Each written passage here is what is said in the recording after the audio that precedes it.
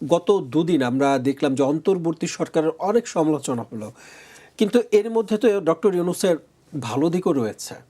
তার কারণে দেখছি যে আমরা প্রতিবেশী দেশ ভারত আমাদেরকে চাপ দেয়নি, তিনি সেই চাপটা সামনে রেখেছেন। মানে এটা তো আমরা তার সুনাম করতেই পারি। খুব ভালো প্রশ্ন।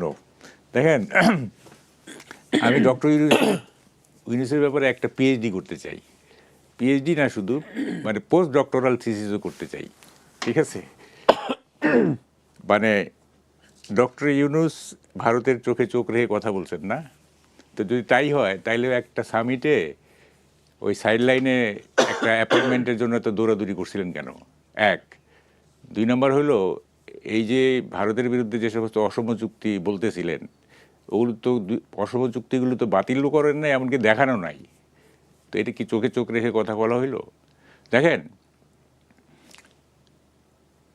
মানে ইউনূসের পরিবর্তে ৫ই আগস্টের পরে যে কেউই যদি ক্ষমতা নিত, যে কেউই, রাম শাম যদু মধু টম ডিক হেরিক, হয়তো যা হয়েছে এর অতিরিক্ত কিছু হইতো না। ঠিক আছে? আমরা যেটা মনে করি যে ইন্ডিয়া কথায় কথায় আক্রমণ করবে, বোমা ফেলবে, বিষয়টা কিন্তু এরকম না। যদি হইতো, তাইলে বঙ্গবন্ধু হত্যার পরে ইন্ডিয়া ইন্টারফেয়ার করতো। আপনি বুঝেন, বঙ্গবন্ধুকে হত্যা করা হয়েছে, Bangabandhu was the closest friend of Indira Gandhi. কই ইন্টারফেয়ার তো করে নাই? করছে? করে নাই। মানে সেই সুযোগটা তখন ছিল কিনা? মানে অবশ্যই ছিল, আরো বেশি ছিল। করে নাই। শুধু কি করছে, যেগুলো এখনও এই আমলেও করছে, ইরিটেট করে ওরা। যেমন কি করছে, তখন সমর সেন ছিল ইন্ডিয়ান হাইকমিশন, ইন্ডিয়াতে ছিলেন, ৩-৪ দিন পরে আসছেন 15ই আগস্টে। আইসা শুধু বলছেন খন্দকার মোশতাককে যে ইসলামিক রিপাবলিক করা যাবে না, কারণ ফারুক রশিদরা, আপনি এদিকে মনোযোগ দেন, জি প্লিজ। ফারুক রশিদরা ইসলামিক প্রজাতন্ত্র করতে চাইছিল। ওই সমর সেন, মানে ভারতীয় হাইকমিশন, উনি বলছিলেন মোশতাককে যে এটা করা যাবে না, জাস্ট ওইটুকুই, আর বেশি কিছু না। ইন্ডিয়া যদি কথায় কথায় ইন্টারফেয়ার করে, তাহলে এই ৭৫-এ যে 3 নভেম্বর যখন খালেদ মোশাররফ ক্ষমতা নিল, মানে জিয়াকে বন্দি করে, এবং বাজারে রটলো যে ভারতের সৈন্য আসতেছে, আসে তো নাই। ঠিক আছে? তো ফলে ইন্ডিয়া কি করে, ইন্ডিয়া ইরিটেট করে। যেমন ধরেন বঙ্গবন্ধুর আমলে ফেলানির একটা জানি আমরা, ওই যে বর্ডারে এটা ইরিটেট করে। যেমন এই আমলে কি হয়েছে, ইরিটেট করছে। যেমন ধরেন পানি ছেড়ে দিছে, ভিসা বন্ধ করে দিছে, তারপরে ওখানকার যে আমাদের হাই কমিশনের কর্মকর্তারা তাদের উপরে মব হয়েছে ইত্যাদি, এগুলো করে। কিন্তু ইন্টারভেনশন বলতে যা বোঝায়, এইটা ইন্ডিয়া করে নাই। ওই মালদ্বীপের ব্যাপারে কি করছে সেটা অল টুগেদার ডিফারেন্ট কোয়েশ্চেন। আমাদের এখানে করে না, আমাদের এখানে ইরিটেট করে যদি তার, মানে তার কি বলে, তার অনুগত কোনো সরকার না থাকে, সেটা করে। দ্যাট ইজ ইন্ডিয়ার চোখে চোখ রেখে কথা বলছে বঙ্গবন্ধু, এইটা আপনার কেউ বলেন না। বঙ্গবন্ধু ইন্ডিয়ার চোখে চোখ রেখে কথা বলছে। ইন্দিরা গান্ধীকে বলছে আপনার সৈন্য নিয়ে যান, নিয়ে গেছে। ইন্দিরা গান্ধীর রক্তচক্ষু উপেক্ষা করে ওআইসির মেম্বার হয়েছে, organisation of Islamic countries. Indira Gandhi mind করবে যেন ভুট্টোকে এখানে নিয়ে আসছে। বঙ্গবন্ধু করছে ইন্ডিয়ার সাথে চোখে চোখ রেখে। আর আপনি বলতেছেন যে ডক্টর ইউনূস চোখে চোখ রেখে কথা বলছে। হ্যাঁ, এটা তো মানে অবাক কাণ্ড রে ভাই। হ্যাঁ, এবং মানে কি বলবো, এই অ্যান্টি ইন্ডিয়ান সেন্টিমেন্ট ক্যাশ করতে চাইছে। ঠিক আছে? কিন্তু ভেতরে ভেতরে ইন্ডিয়ার, মানে কী বলে, ইন্ডিয়ার সাথে একটা আন্ডার কারেন্ট ছিল, একটা অন্তঃস্রোত ছিল। এগুলি আমাদের দেশের, মানে কি বলে যে হিন্দু বিদ্বেষী বা ভারত বিদ্বেষী যে একটা অংশ আছে, সেই অংশগুলিকে আপনার তাদের সেন্টিমেন্টকে ক্যাশ করার চেষ্টা করছে। Nothing more nothing less. আমরা দেখি নাই কত কিছুই তো হয়েছে, ইলিশ মাছ পাঠিয়েছে, তো এইটা করছে সেইটা করছে, করে না এইগুলি। তাহলে কিসের ইন্ডিয়ার সাথে ইন্ডিয়া?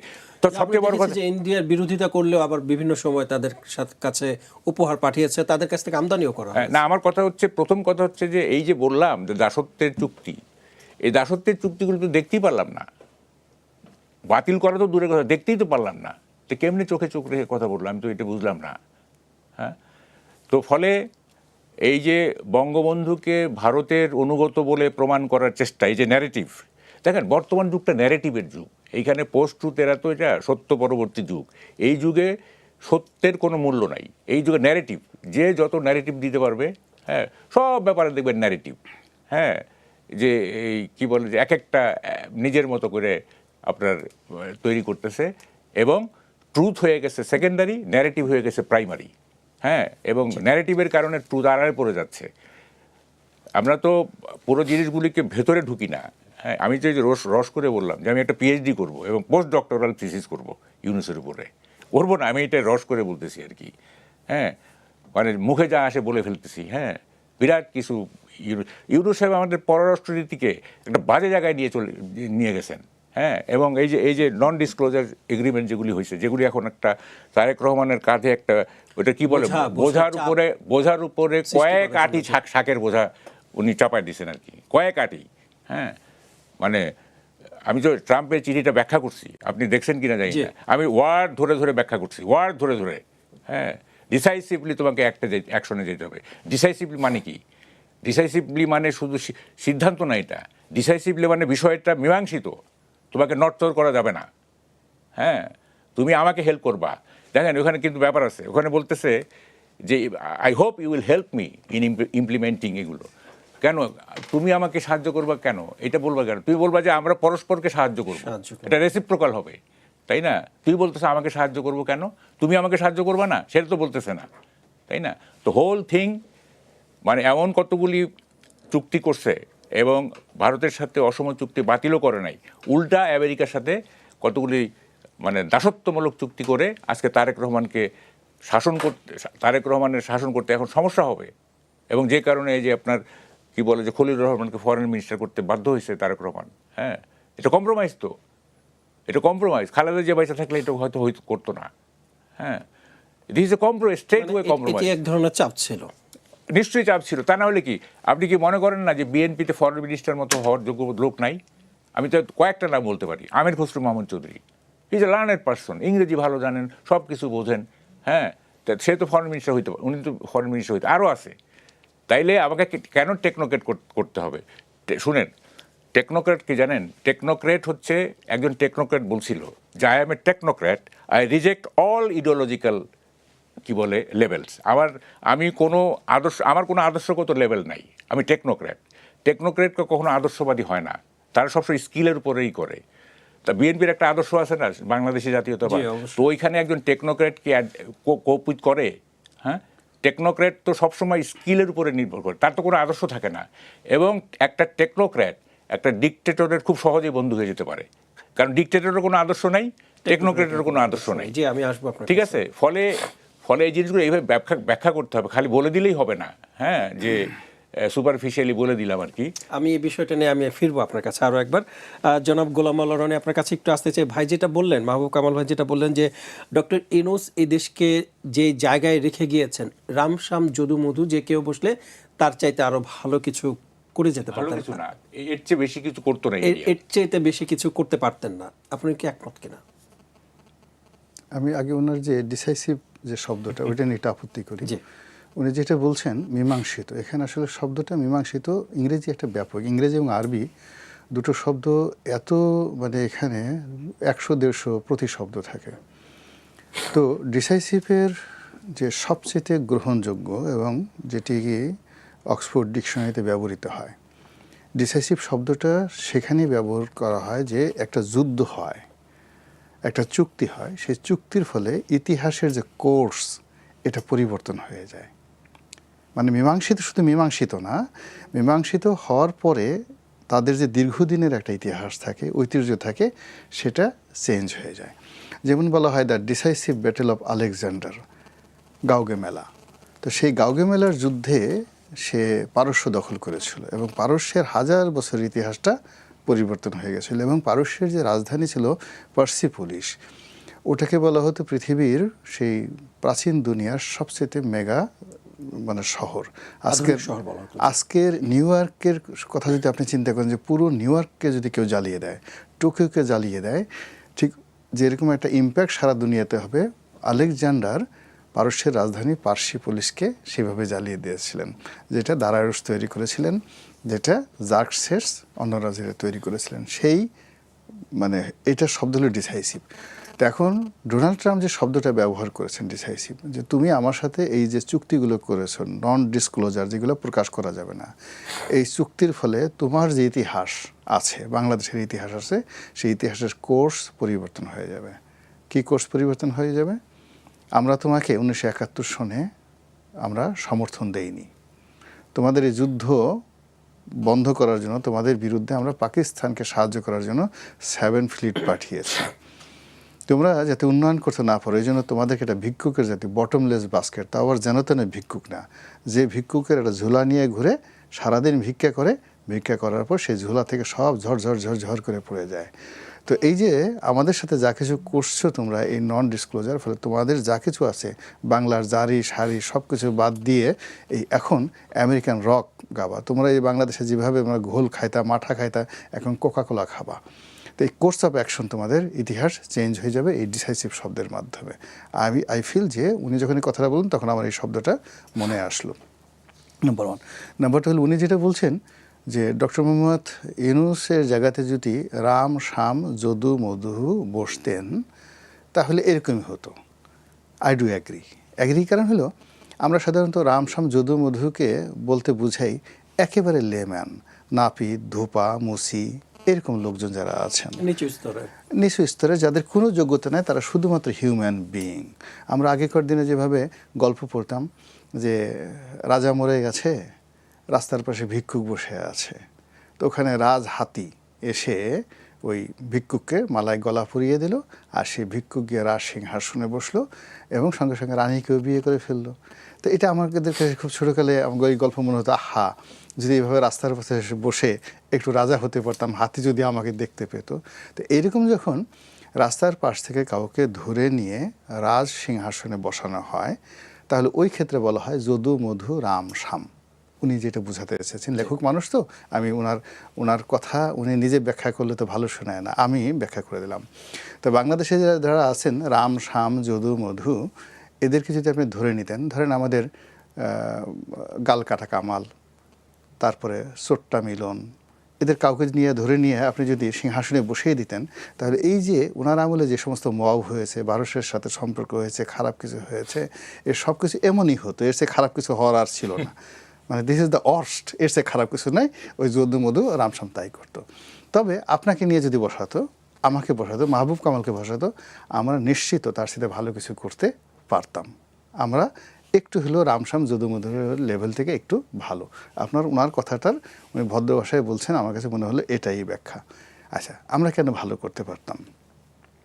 এর কারণ হলো কি, পুরুষের 60 বছর 55 বছরের পরেই প্রোস্টেট সমস্যা হয়ে যায়, আর 70-80 বছর বয়সে ভীষণ যন্ত্রণা দেয়।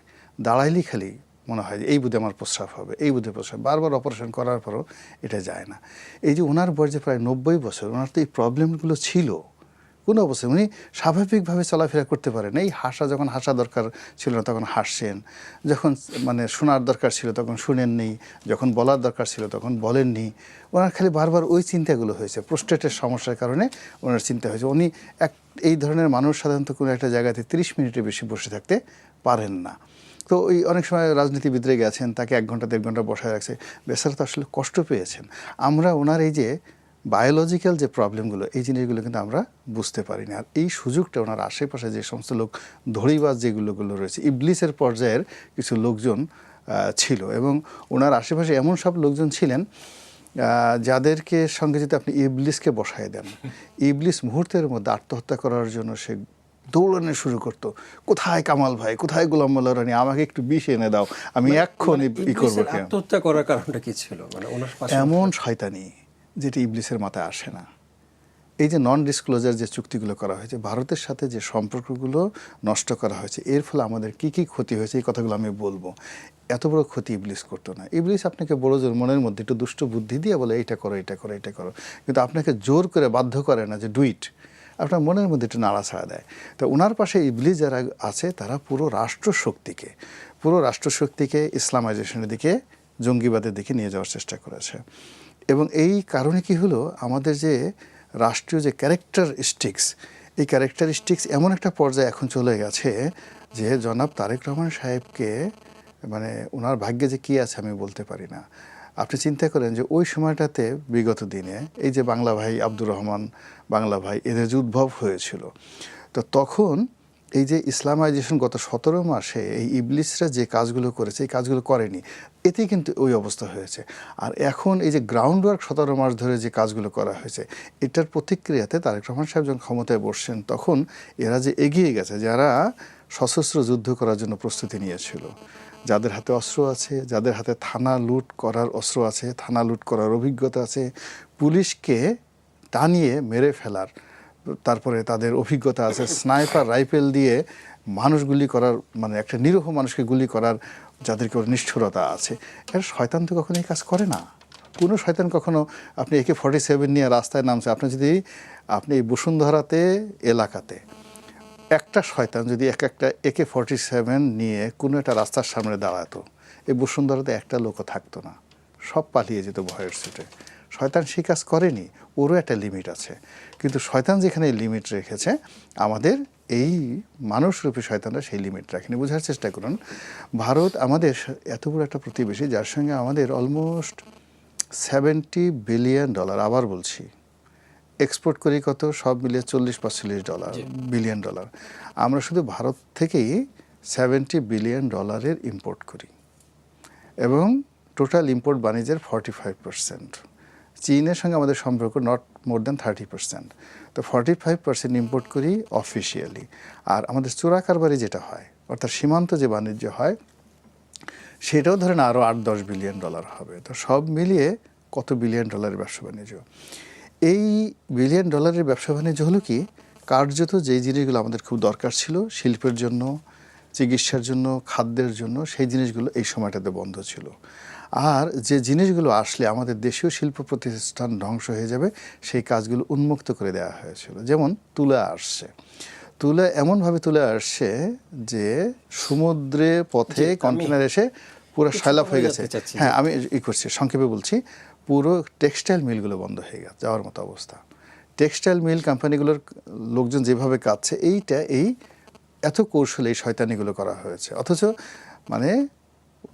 মানে যশোর, খুলনা এই অঞ্চলের লোকগুলো, সীমান্ত অঞ্চলের লোকগুলো, মানে তারা তাদের যে উপজেলা স্বাস্থ্য কমপ্লেক্সে গিয়ে যে চিকিৎসা নেয়, সীমান্ত পাড়ি দিয়ে সেই চিকিৎসাগুলো তারা এসে ভারত থেকে নিত। আমাদের যে একমাত্র কয়েক হাজার কোটি টাকা লস গেছে, আমরা যে ট্রানজিট সুবিধা পেতাম ভারতের বিমানবন্দর এবং ভারতের যে নৌবন্দরগুলো ব্যবহার করার ফলে সেই কাজগুলো আমরা করতে পারিনি।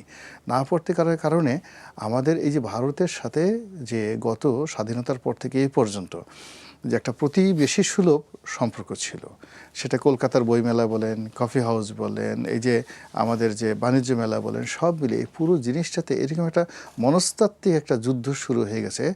এটা আবার শুরু করতে যে কতদিন সময় লাগবে এবং আমাদের যে কত $বিলিয়ন আমাদের লস হয়েছে এবং জিডিপিতে কত % ক্ষতি হয়েছে, এই জিনিসগুলো এখন গবেষণা করা হচ্ছে এবং এগুলো ছাড়া হবে না।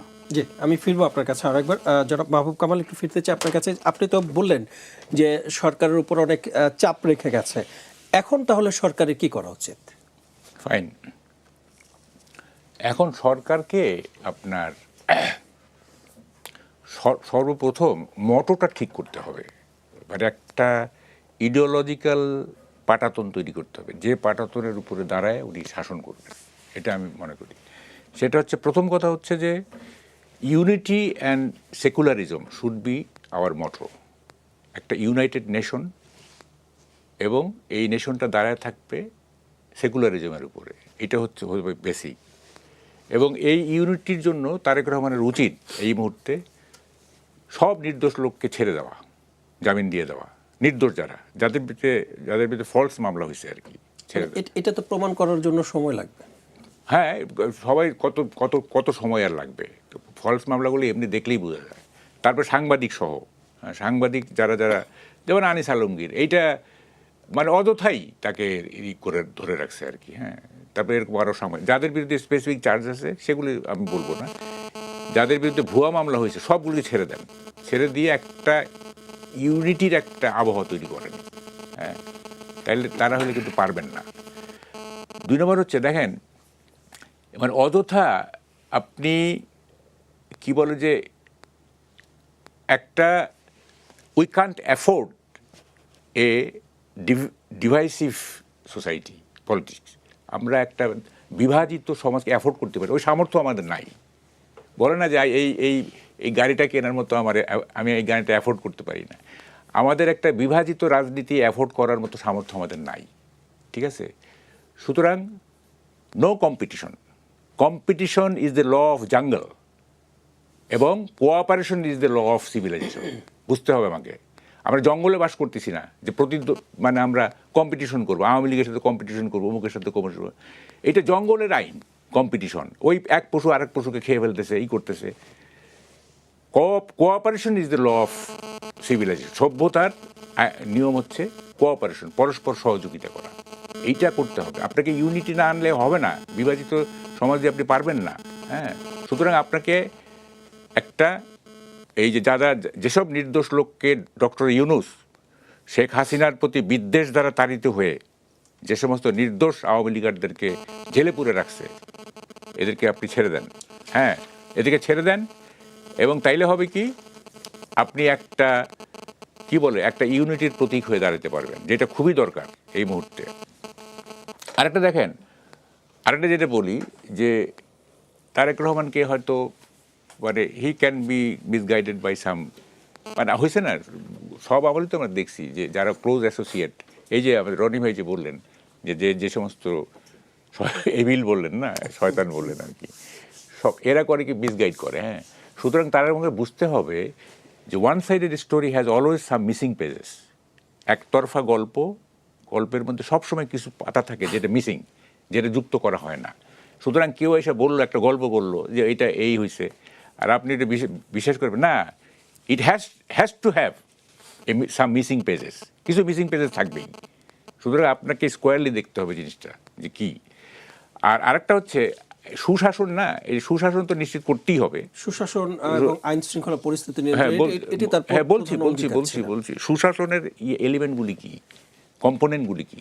1 নম্বর হচ্ছে ট্রান্সপারেন্সি, 2 নম্বর হচ্ছে অ্যাকাউন্টেবিলিটি, 3 নম্বর হচ্ছে পাবলিককে আপনার ডেভেলপমেন্ট প্রসেসের প্রতি ইনক্লুড করা।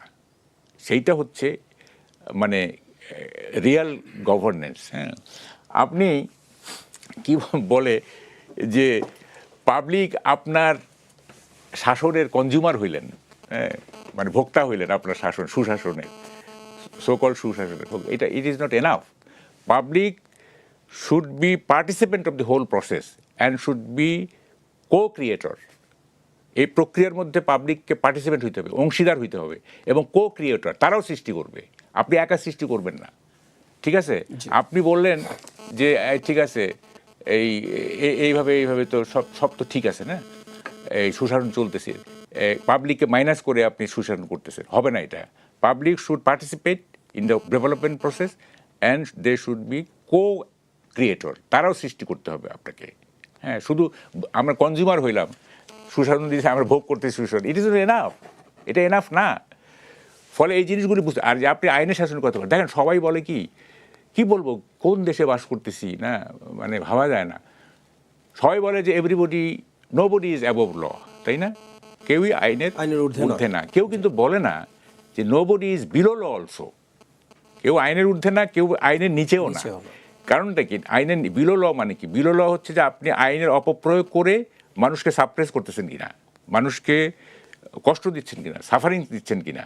হ্যাঁ, এইটা হচ্ছে বিলো ল। আর অ্যাবভ ল তো আছে, কেউ আইনের ঊর্ধ্বে না, আবার কেউ আইনের নিচেও না। এটাও কিন্তু খেয়াল রাখতে হবে। এবং আরেকটা হচ্ছে যে আপনি সুশাসন দিলেন, it is not enough, you have to bring happiness. মানুষের মধ্যে সুখ আনতে হবে। এবং হ্যাপিনেসের যে ইন্ডেক্স, যেমন ভুটান কি আপনার খুব রিসোর্সফুল, খুব একটা সমৃদ্ধশালী দেশ তারা, বাট হ্যাপিনেসের ইন্ডেক্সে ভুটান আমাদের চেয়ে অনেক আগে আছে। হ্যাঁ, এই শেষ করি, সেটা হলো যে আমাদেরকে it is not enough that you give us good governance, you have to make us happy. এবং হ্যাপিনেসের ইন্ডেক্সকে আপনাকে উঁচাই নিতে হবে। অনেক বড় দায়িত্ব নিছেন আপনি, অনেক বড় দায়িত্ব নিছেন।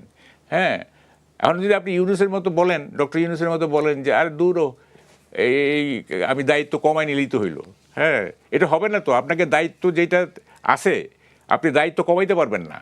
হ্যাঁ, দায়িত্ব কমাইতে পারবেন না, এবং এই সব দায়িত্ব আপনাকে অ্যাড্রেস করতে হবে। হ্যাঁ, আমরা আছি আপনার সঙ্গে, কিন্তু যদি দেখি যে আপনার মোটিভ খারাপ। ফলের নির্যাস ও দুধের সমন্বয়ে পোলার টর্নেডো গ্রিন অ্যাপল আইসক্রিম, মন ভালো থাক। আপনার আমি একটা প্রশ্ন যোগ করি যে ডক্টর ইউনূস আমাদের কাছে যে রিজার্ভ দেখিয়েছিলেন $29 বিলিয়ন, কিন্তু আমরা দেখছি যে বাস্তবে রিজার্ভ আছে $15 বিলিয়ন। শুনেন আমি বলি আপনাকে, আমি বললাম না যে এটা ন্যারেটিভের বাংলাদেশ। হ্যাঁ, এখন সব স্ট্যাটিস্টিক্স দেখবেন আপনি এক্সাজারেটেড, সব স্ট্যাটিস্টিক্স। আপনার জাতিসংঘ বলতেছে 1500, আপনি তালিকা দিলেন 800। হ্যাঁ, সেটা বলতে কতগুলি নানা রকম নাকি ঝামেলা আছে। এই যে জুলাইতে আপনি বলতেছেন যে প্রতি বছরে $16 বিলিয়ন পাচার হয়েছে, অর্থাৎ দাঁড়ায় $256 বিলিয়ন। আমি একটা চ্যালেঞ্জ করেছিলাম, আপনি $50 বিলিয়ন ফেরত আনেন, তাহলে বুঝবো যে হ্যাঁ $256 বিলিয়ন। তারা তো অনেক পদক্ষেপ নেয়ার কথা বলেছিলেন। হ্যাঁ, সব বোগাস। রোহিঙ্গারা ঈদ করবে সামনে, হ্যাঁ, গ্রামে কেউ আসবে না, আমরা যাব না, সবাই আসবে, সব ভিসা বন্ধ করে দিচ্ছে। অস্ট্রেলিয়া গমনের ইচ্ছুক ছাত্রছাত্রীরা 2-1 জন আমার সাথে কান্নাকাটি করছে, স্যার এখন ভিসা দিচ্ছে না, আমার তো ভর্তি হয়ে আছে, আমাকে ভিসা দিচ্ছে না, সব ভিসা বন্ধ হয়ে যাচ্ছে। হ্যাঁ, বললাম তো, ইউনূস যেভাবে ফলস ড্রিম দেখাইছে, যেভাবে ফলস রোমান্টিসিজম দেখাইছে মানুষকে। হ্যাঁ, আমাকে ওই একজন খুব সুন্দর কথা বলছে, এটা আমি আরেককে বলছি, যে ইউনূস হচ্ছে ঢাকাইয়া ফিল্মের দিলদারের মতো কমেডিয়ান আর আহমেদ শরীফের মতো ভিলেন, এই দুইটার মিক্সচার তার মধ্যে আছে। তার সব কত কমেডি। হ্যাঁ, একটা যেখানে যেটা পারে বলে দেয়, এটা কোনো ফলো আপ নাই, কিচ্ছু নাই, জাস্ট ওখানে একটা অডিয়েন্সকে একটা ক্যাচি জিনিস ধরায় দিল, একটা মুখরোচক জিনিস ধরায় দিয়ে বাস ক্ল্যাপ করে, বাহ ইউনূস সাহেব তো হেভি কথা বলে, বাস, ওইটার কোনো ফলো আপ নাই। এই ক্যারেক্টার, এই জিনিস আমরা দেখে আসছি গত 18 মাস। হ্যাঁ, তার কোনো কথার ফলো আপ নাই। ইভেন তার 03 ফর্মুলা, এটা বোগাস একটা জিনিস। দেখেন, এগুলি বললে না অনেক সময় লাগবে আপনার। 03 না, আমি এগুলি তো কয়েকটা বলছি। উনি বলতেছেন যে কি, 0 পভার্টি, 0 আনএমপ্লয়মেন্ট, 0 কার্বন।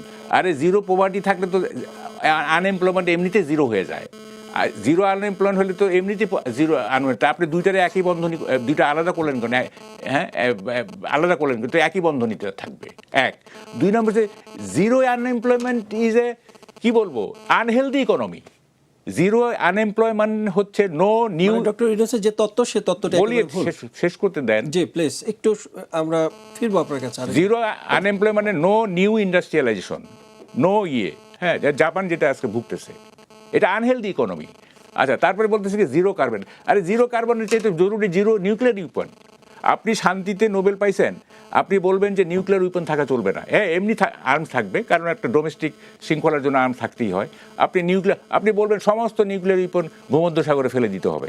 হ্যাঁ, কোনো নিউক্লিয়ার উইপন থাকা চলবে না, আপনি ওইটা বলবেন। আপনি বলতেছেন 0 কার্বন। হ্যাঁ, মানে দেখেন কি বলবো, শান্তিতে নোবেল পেয়ে শান্তির পক্ষে ওনার কোনো কাজ নাই, সব অশান্তির পক্ষে তার কাজ। হ্যাঁ, এবং যখন উনি নোবেল পাইছেন, মানে কি কারণে নোবেল পায় না, এটা আমার কাছে একটা রহস্য। হ্যাঁ, এটাও এক ধরনের হয়তো প্রতারণা ছিল, মানে আই সাসপেক্ট। আমি এই বিষয়ে আপনার কাছে আরেকবার ফিরবো। জনাব গোলাম মোল্লা রনি, একটু ফিরতে চাই আপনার কাছে। অন্তর্বর্তী সরকার সাবেক প্রধান উপদেষ্টা ডক্টর মোহাম্মদ ইউনূসের অনেক সমালোচনা শুনলাম মাহবুব কামাল ভাইয়ের কাছ থেকে। আপনার কাছে একটু জানতে চাই যে গতকালকে একটি ঘটনা ঘটে যে ডিসি মাসুদ তাকে সরকার প্রধান ফোন দিয়েছেন, এবং খুব দ্রুত, আমরা এত দ্রুত কাউকে উদ্ধার করতে এর আগে কখনো দেখিনি। এটিকে পুলিশের সফলতা বলবেন না? এটাকে পরস্পর বিরোধী আলোচনা হচ্ছে। আমি দুটোই বলি। প্রথম দিনে আসলে সবাই বলার চেষ্টা করছে যে জনাব তারেক রহমান সাহেব এই যুগের বাদশাহ হারুনা রশিদ। বাদশাহ হারুনা রশিদ যেমন রাস্তায় নেমে মানুষের সুখ দুঃখ অভাব অভিযোগ দেখতেন, এমনকি একজন লোক যখন তার কাছে বলল যে আমি বাদশাহ হতে চাই, তখন তাকে একদিনের জন্য, সেই আবু হোসেন নামক একজন লোককে একদিনের জন্য তিনি বাগদাদের খেলাফতে সিংহাসনে তিনি বসিয়ে দিয়েছিলেন। এটা ইতিহাস।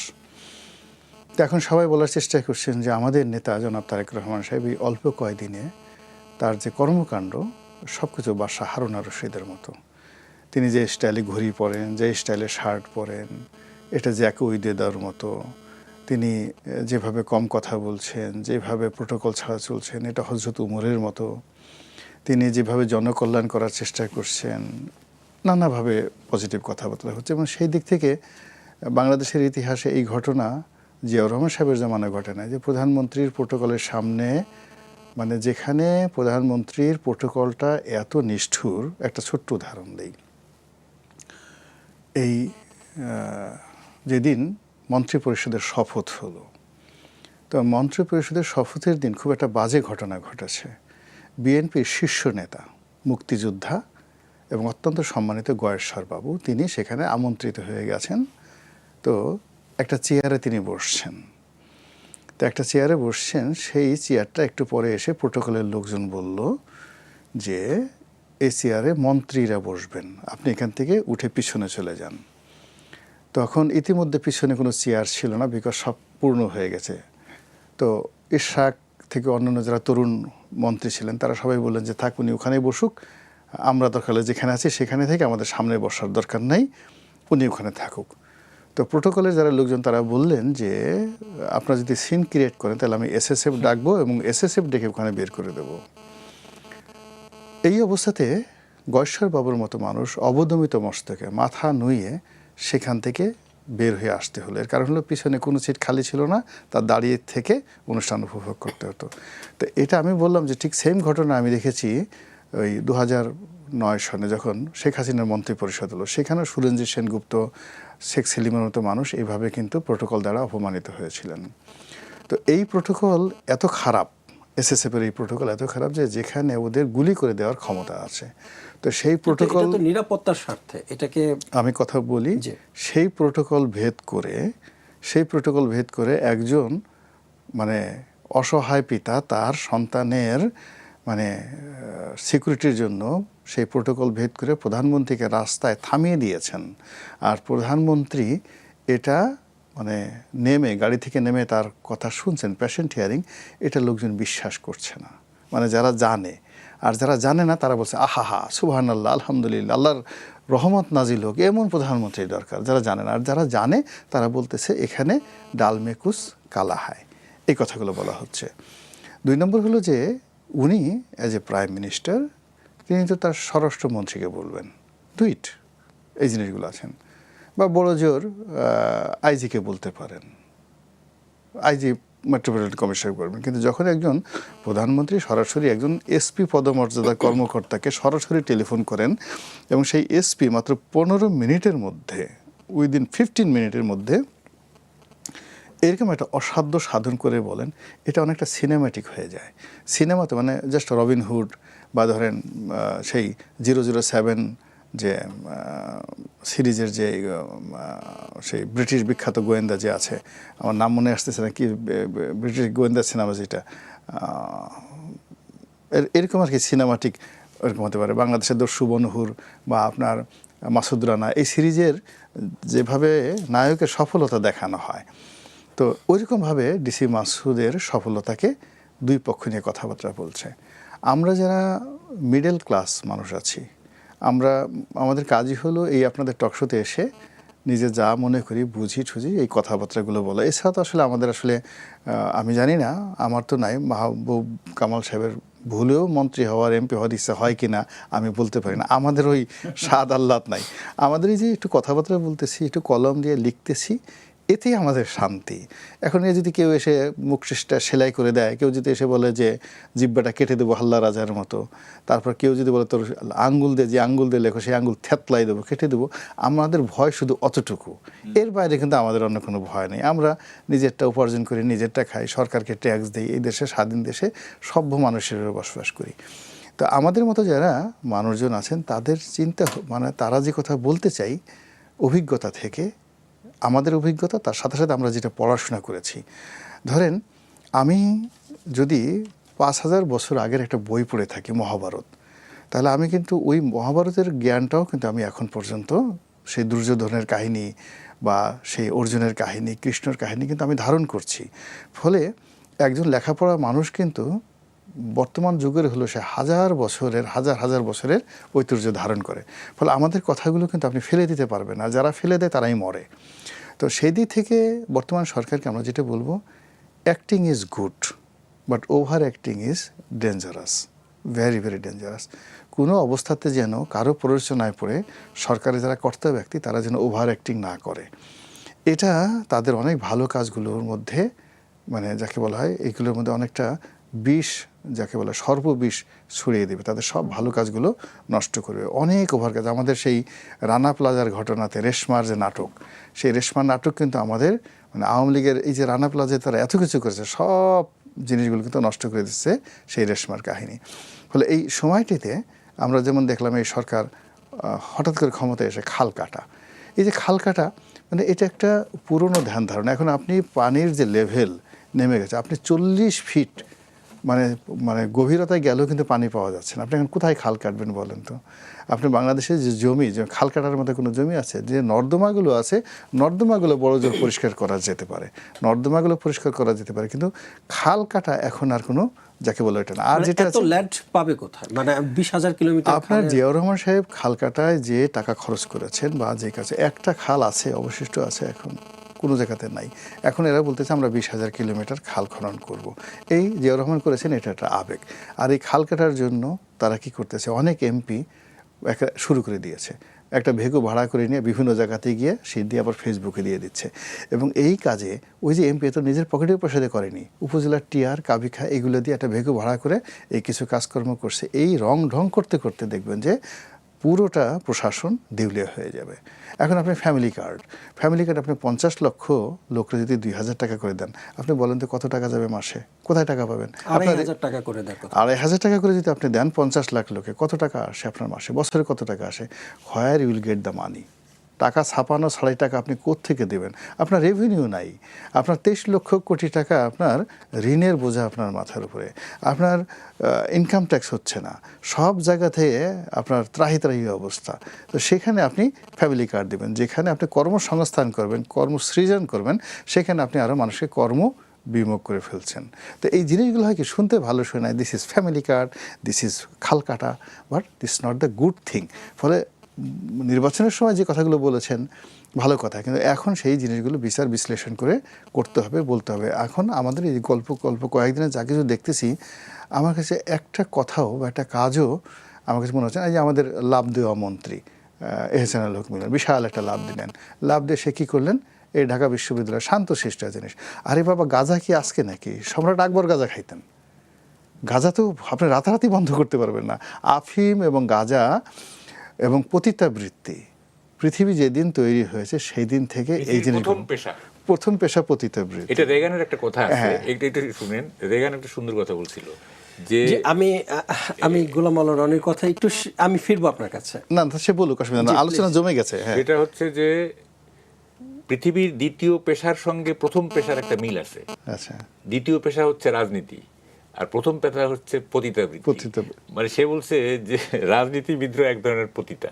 হ্যাঁ, প্রথম পেশার সাথে দ্বিতীয় পেশার একটা মিল আছে। আচ্ছা, কত সুন্দর কথা। দেখেন, আমি একটা জিনিস বলি, আমাদের পাক ভারত উপমহাদেশে নয়, সারা দুনিয়াতে যদি আপনি 5 greatest emperor in all time, পৃথিবী সৃষ্টি হওয়ার পর থেকে যদি বলেন যে 5 জন সর্বকালের সেরা সম্রাট, তার মধ্যে চন্দ্রগুপ্ত মৌর্য, ভারতের মৌর্য ডাইনেস্টির প্রতিষ্ঠাতা চন্দ্রগুপ্ত মৌর্য, অশোকের সে বাবা, না হ্যাঁ অশোকের বাবা, অশোকের দাদা।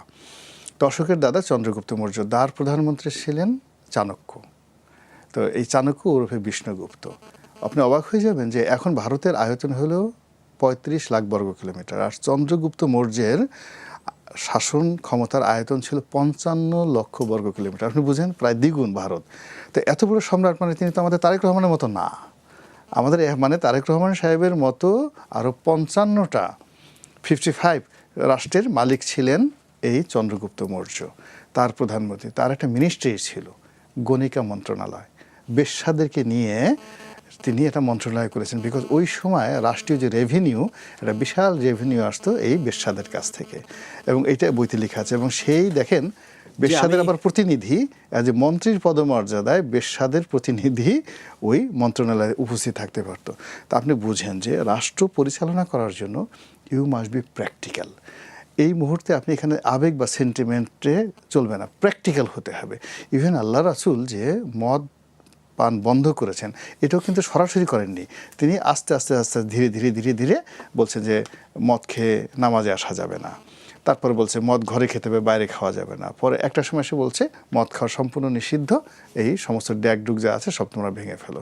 দেখুন এই যে বাংলাদেশে এসে এই যে পোলাপান গত 17 মাসে ভাইস চ্যান্সেলরের কান মলে দিয়েছে, যে ছেলেরা রাত দিন ঘর থেকে বের হয়ে গাঁজা খাওয়া থেকে শুরু করে সব কিছু করেছে, একটা দোকানে গিয়ে যে ছেলে নবম দশম শ্রেণীতে পড়ে মব করে কোটি টাকার মালিক হয়ে গেছে, মার্সিডিজ গাড়ি কিনে ফেলেছে, এখন হঠাৎ করে এসে যদি আপনি 24 ঘন্টার মধ্যে তাকে আবার বলুন তুমি ক্লাসে ফিরে যাও, এটা হবে না, এটা হবে না। বিকজ ওর হাতে টাকা এসে গেছে, ক্ষমতা এসে গেছে, ও অনেক পাওয়ারফুল, অনেক মন্ত্রী, এই যে অনেক মন্ত্রীকে সে অপমান করেছে। সচিব নিয়োগ দিয়েছে তারা কি সচিব নিয়োগ দিয়েছে কেন? আওয়ামী লীগের মন্ত্রীদেরকে লাথি মারেনি, সিএসির গলায় জুতা মারেনি, গালে থাপ্পড় দেয়নি, তো যেই লোক গালে থাপ্পড় দিয়েছে আজকে সেই লোকটাকে রাতারাতি একজন ডিসি মাসুদ গিয়ে তাকে মারবে, এটার ইফেক্ট এখানে থেমে থাকবে না। সে ক্লাসে ফিরে যাবে, এটা সম্ভব কি? এটা যাবে, অবশ্যই যাবে, বাট এটার জন্য সময় নিতে হবে, সময় লাগবে। হ্যাঁ, এটা হচ্ছে লাভ দিয়ে শিকল পার হওয়ার মতো ঘটনা নয়। আসবো আপনার কাছে আরও একবার। জনাব মাহবুব কামাল, একটু ফিরতে চাই। গোলাম আল্লাহ রনি ভাই যেটা বলছিলেন যে এখন সেন্টিমেন্টাল বা আবেগ দিয়ে কাজ করার সময় না, এখন বাস্তবতা বুঝে কাজ করতে হবে। এই যে স্বরাষ্ট্রমন্ত্রীকে ফোন না দিয়ে সরকার প্রধান একজন ডিসি মাসুদকে ফোন দিলেন, এই বিষয়টিকে আপনি কিভাবে দেখবেন, কিভাবে মূল্যায়ন করবেন? উনি যেটা বললেন না যে প্র্যাকটিক্যাল হতে হবে, দেখেন আমাদের যে প্রফেট না, উনি খুব প্র্যাকটিক্যাল ছিলেন উনি। হ্যাঁ, এই যে যেমন ধরেন যে একাধিক বিয়ের যে একটা অনুমোদন দেয়া আছে, এটা কিন্তু একটা প্র্যাকটিক্যাল ব্যাপার। রনি ভাই খেয়াল করতেছেন? অবশ্যই। যদি একাধিক বিয়ের উনি পারমিশন না দিতেন তাহলে কিন্তু যারা আপনার এই যে জৈবিকতার তাড়নায় হয়, এটা একটা বিশৃঙ্খলা তৈরি করে ফেলতে পারত। ফলে এটাও একটা কিন্তু প্র্যাকটিক্যাল ব্যাপার। প্র্যাকটিক্যালিটি আপনাকে অ্যাভয়েড করা যাবে না, ঠিক আছে? যেমন ধরেন এখন যদি আপনি বলেন, রাতারাতি বলেন যে ঢাকা শহরে সব বার বন্ধ করে দিব, মদের দাম বার, এটা কিন্তু এটা অন্যরকম ইমপ্লিকেশন হবে না, এটা হবে না। হ্যাঁ, বা সিনেমায় কোনো নাচানাচি করা যাবে না, হ্যাঁ, এটা হবে না। কিন্তু যাই হোক প্র্যাকটিক্যাল হইতে হবে। দেন রনিভার এই যে ইতিহাস বলতেছে না, এটা আমার একটা সুন্দর কথা পরে বসছে যে if you want new idea you should read an old book. আপনি যদি কোনো নতুন আইডিয়া তৈরি করতে চান তাহলে আপনাকে এক পুরনো বই পড়তে হবে, তাইলে আপনার নতুন আইডিয়া বের হবে। এবং মানে আর একটা কথা আছে যে এক বইয়ের পাঠক থেকে সাবধান, যে লোক একটা বই পড়ছে তাতে সাবধান, সে ডেঞ্জারাস হয়ে যেতে পারে। যাই হোক, এখন যে কথা আমি বলতে চাই সেটা হলো যে এই সোসাইটিতে ক্রাইম হবে, মানে no society is crime free. যদি আপনি স্ক্যান্ডিনেভিয়ান দেশগুলি ধরেন, সেখানেও ধরেন যে 0.1% এরকম একটা ক্রাইম থাকবে, ক্রাইম হবে। দ্য পয়েন্ট ইজ যে ক্রাইম হওয়ার পরে রাষ্ট্র বা সরকার এটাকে কীভাবে ডিল করতেছে, দ্যাট ম্যাটার্স। যেমন গত আমলে কী হয়েছে, ক্রাইম অ্যাড্রেস করা হয় নাই। ক্রাইম হবেই, আপনার বাড়িতে ডাকাতি হবে, রাষ্ট্র চেক দিতে পারবে না, বাট ডাকাতি হওয়ার পরে এটা কীভাবে ইনভেস্টিগেট হলো এবং এটার একটা বিচার হইতে হবে। সুতরাং এইটা কোনো ব্যাপার না। আমার কাছে যেটা একটু অ্যালার্মিং লাগতেছে সেটা হচ্ছে যে আদালতে কিন্তু মব হয়েছে, কিন্তু স্বরাষ্ট্রমন্ত্রী বলছেন যে এখন থেকে আর মব হবে না। তাইলে আওয়ামী লীগের কাকে জামিন দেওয়া হয়েছে এই কারণে আদালতে কেন মব হবে? মব তো আমরা দেখতে চাই যারা মব করছে আদালতে তারেক রহমান তার বিরুদ্ধে কী ব্যবস্থা নিচ্ছেন, এটা কিন্তু আমরা দেখতে চাই। হ্যাঁ, আমরা তাকে হেল্প করতে চাই। আপনি আমাদের হেল্প করবেন, আমরা আপনাদের হেল্প করব। আপনি আওয়ামী লীগারদের হেল্প করবেন, মানে নির্দোষ আওয়ামী লীগারদের, আওয়ামী লীগার আপনাকে হেল্প করবে। এটা মিউচুয়াল, একতরফা হবে না। ফলে আপনি আমাদের হেল্প করেন, আমরা আপনাকে হেল্প করতে প্রস্তুত। এবং আমি তো বলতেছি যে মধুচন্দ্রিমা আমি অন্তত 3 মাস দিব, 3 মাসে আমি দেখব যে কি হচ্ছে। এর আগে কোনো সমালোচনা নাই, ঠিক আছে? 100 দিন পর্যন্ত তাকে। হ্যাঁ, আচ্ছা, আরেকটা জিনিস আমি বলি, এটা খুব তারেক রহমান যেটা টিপস দিচ্ছি আমি, সেটা হচ্ছে টিপসটা হচ্ছে এরকম যে to be prime minister or to be head of the state or head of the government is a lonely job. এটা একটা একাকিত্বের চাকরি। আমাদের দেশে হয়েছে কি, আমাদের দেশে leader leads crowd, leader leads বিরাট বিরাট জনসভা, ঠিক আছে? সেইটা মনে করো যে বিরাট কিছু হয়ে গেছে। ওয়েস্টে আপনি কোনো জনসভায় অ্যাড্রেস করে না কেউ, ঠিক আছে? ইটস এ লোনলি জব, এটা একাকিত্বের জীবন। আপনি লোনলি থাকলেই আপনি চিন্তা করতে পারবেন, আপনার মধ্যে ইনোভেটিভ চিন্তা আসবে, একটা উদ্ভাবনী শক্তি আসবে, এবং innovation ডিস্টিংগুইশেস between a leader and his follower. মানে লিডারের সাথে তার অনুসারীদের পার্থক্যটা কি? পার্থক্যটা লিডার ইনোভেট করে, নতুন নতুন আইডিয়া তৈরি করে, এই হলো পার্থক্য। সেই আইডিয়া তারা তিনি তার ফলোয়ারদেরকে লিড করেন। এখন এই পার্থক্যটা কখন আসবে? যখন আপনি মানে অনেকটা সময় নির্জন থাকবেন। আপনাকে বড় বড় মিটিং অ্যাড্রেস করার দরকার নাই, বহু মিটিং করছে সবাই। হাসিনার মিটিংয়ে লাখ লাখ লোক হয়েছে, হ্যাঁ, খালেদার মিটিংয়ে লাখ লাখ লোক হয়েছে, এর সাথে মিটিংয়ে লাখ লাখ লোক হয়েছে। আপনি যখন লন্ডন থেকে আসলেন 300 ফিটে বিরাট বিরাট বিশাল মিছিল হলো, মিটিং হইলো, এগুলি কোনো লাভ নাই, কিচ্ছু লাভ নাই এগুলি।